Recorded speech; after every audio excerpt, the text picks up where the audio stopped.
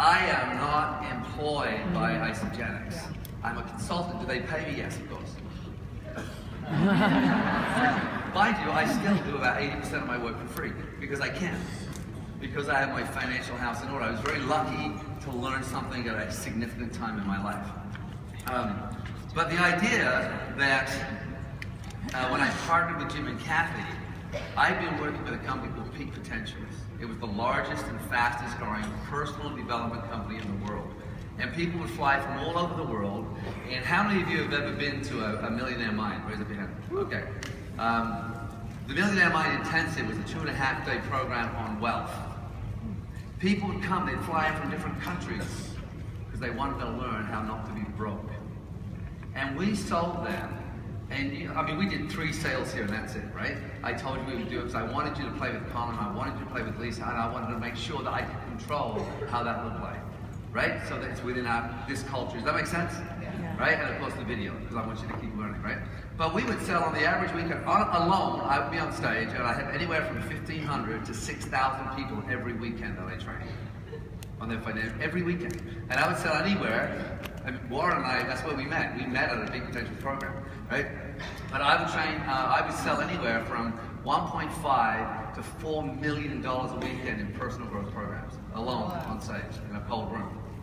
Is that a lot? Yeah. And I thought I was changing the world. I so believed in what I was doing. And what I watched was these people would get addicted to our culture because our events were fun, like this one. Fun. Now, I haven't moved you around a lot on this event. You know that's not my style. That is not my style at all, to let you sit with the same people in your little comfort zones. And there's some of you who haven't left one side of the room the whole freaking weekend. That grates my nerves. But I realized that for me to do that to you in this type of event, I'm here as a host and a servant to allow other people to have the stage. That's why I created it, right? So I wanted to allow people to do what they wanted to do with you so I could witness them at their work rather than me control the whole thing, right? But what happened was, people would come back, they would buy a thing called a quantum package, which was like they'd buy 10 programs, or 8 programs, or 12 programs, and they'd do them over 2 or 3 years. And after year 3, I started watching my students come back, and I could see that they were still broke. I could see that they were still unhappy, that they were still in toxic lives, and yet they had spent all this money, some of them $30,000 to change their life.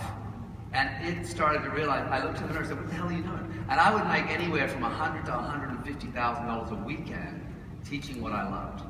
I was like, and I'd wander in on a Friday or Thursday night. I'd stay in the biggest suite in the hotel. I had grand pianos in my freaking suite, right? I'd wander downstairs, everyone would run behind me. My table would be set. They were like, because in that culture, the sage was up here and everyone else was a little peon, right? That's kind of how that culture works, right? That's not the culture I subscribe to, it's the one I grew up in. Got it? And I watched these people and I said, what am I doing? How can I possibly sell this if it doesn't work? How can I sell programs that don't work? But I'd already had a love affair with network marketing for many years. I've been a CEO and president of my own company. That's where I met Jim and Kathy for the first time. And I realized that what we wanted was an environment of transformation where people could join or belong to an environment that wasn't about you having to pay for this feeling all the time. This feeling exists every day on conference calls, at your events. And those of you who are not network marketers, just bear with me for a minute. How many of you are network marketers? How many of you are not? Okay, all right. You may be after this conversation. I told you, every one of these trainings we talk about it. I mean, you don't think I have these, I mean, I'm very fortunate, I've got some pretty cool friends, right? But I consider you to be equally as cool. You just got to get that. I don't care what they do. I don't. That's why I'm so close to them, because I just treat them like I treat you. You got it? I mean, Jack never had. Did you see how deep my hand was in his ass? Right? That's why we're friends. We're friends today, have fun with them. Because I muck about. I play tricks on them all the time. Yes, Lisa? What I do.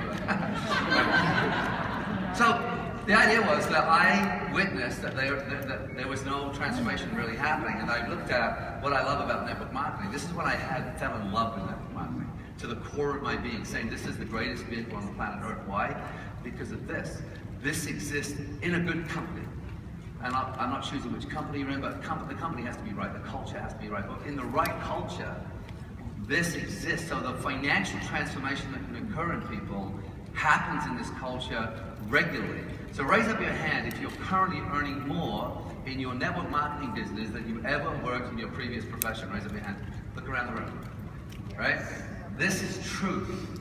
And I know there's people in this room right now that make hundreds of thousands of dollars in a month, which is crazy, and it's a huge number. What I want you to get is why you get stuck. Because even network marketers, what I witnessed, and I was talking to a friend of mine who's in the room, I won't point him out, that his business has been plateaued for 5 years.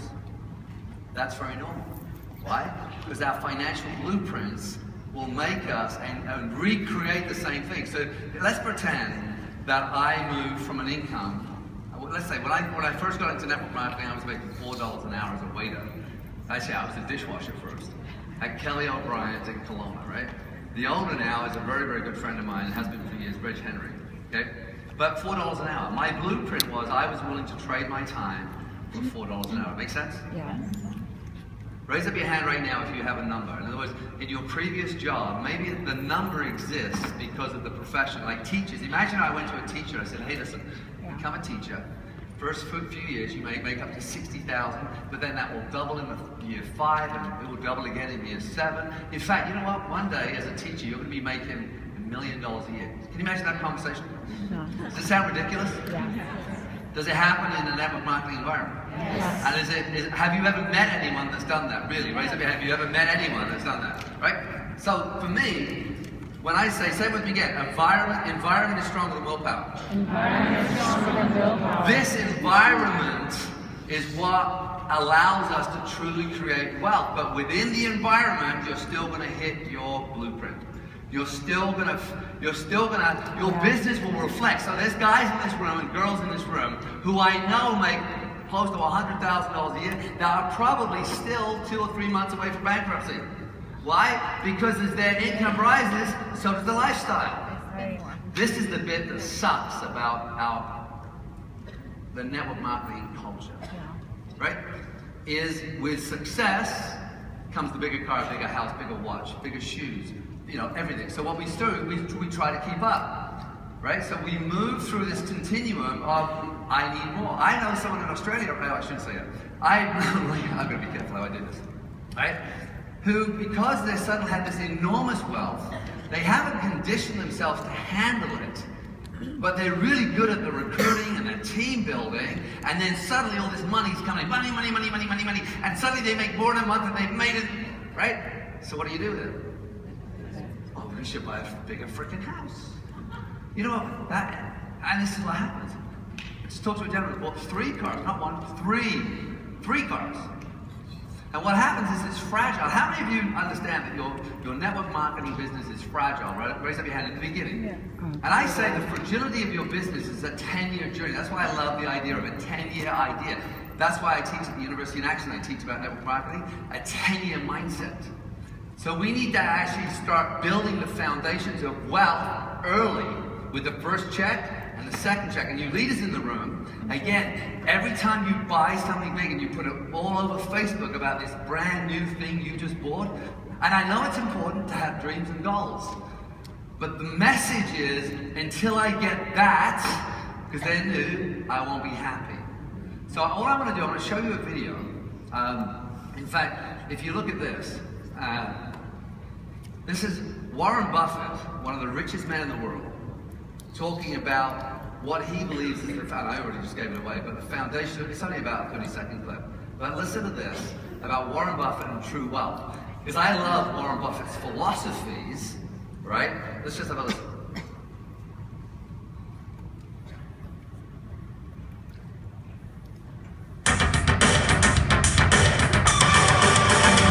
You have given a lot of fabulous advice, but what's the best advice that you've ever received?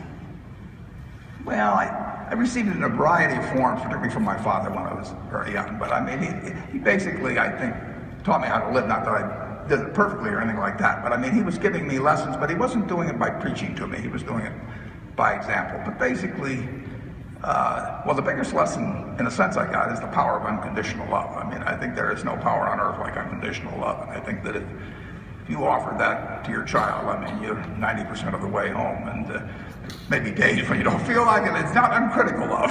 That's a different animal. But to know you always can come back, I mean, that is huge in life. That takes you a long, long way. And I would say that every parent out there that can extend that to their child at a very young age, it's going to make for a better human being. And you felt like you got that kind of unconditional love from your dad. I absolutely did, yeah.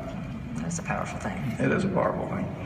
So that was the best, if not advice, gift you've ever received. But what's the worst advice you've ever given? Well, I'm sure I've given a lot of terrible advice, but no, I'm not sure what it would be. Generally speaking, I've known what good advice is. The fellow you know, Tom Murphy, 40 years ago, said to me one day, he said, "Never forget, Warren, you can tell a guy to go to hell tomorrow. You don't give up the right. So just, keep your mouth shut today and see if you feel the same way tomorrow." That's terrific advice. I don't know how many problems that saved me. You haven't lost it. You don't have to stay up all night worrying about the fact you didn't tell it to him. You can always tell it to him tomorrow.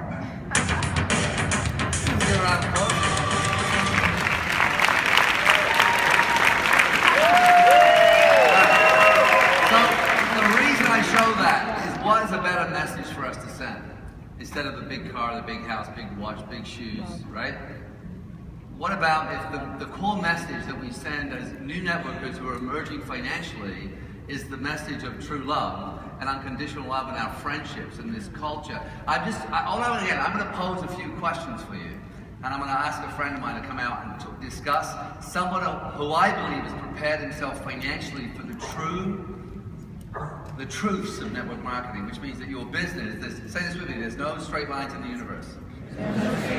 So your true business will look like this. It's going to peak and valley like your life, like every other thing. Even if you look at your company that you're in right now, and I know a lot of you are the same company, right? You'll see that in 2008, there was this plateau. And there's this deeps and bumps, and it's going to happen over and over and over again, right? So we have to start to realize the absolute truth. So what if, and my first point is, what if we share a message that is different? Instead of our wealth, we share our love. We share our relationships. How's that? Is that good? Because the seduction for the people coming behind you, and this is the thing, the seduction is, you don't feel worthy unless you have those $300 or $400 or $500 or $1,200 or $1,600 shoes. That blows my blood, right? Because what it is this is normal. And so what happens is when someone's business starts to go well, they start buying the trappings of wealth, then their business takes its normal peaks and, say this with me, normal. Say it again. The normal peaks, valleys, and plateaus. Say that with me. The normal peaks, valleys, and plateaus. But because we're afraid of those normal peaks, valleys, and plateaus, raise up your hand if you're a conventional business owner. Or you owned one before, right? Keep your hand up if your business has gone through any peaks, valleys, or plateaus. Right. Okay?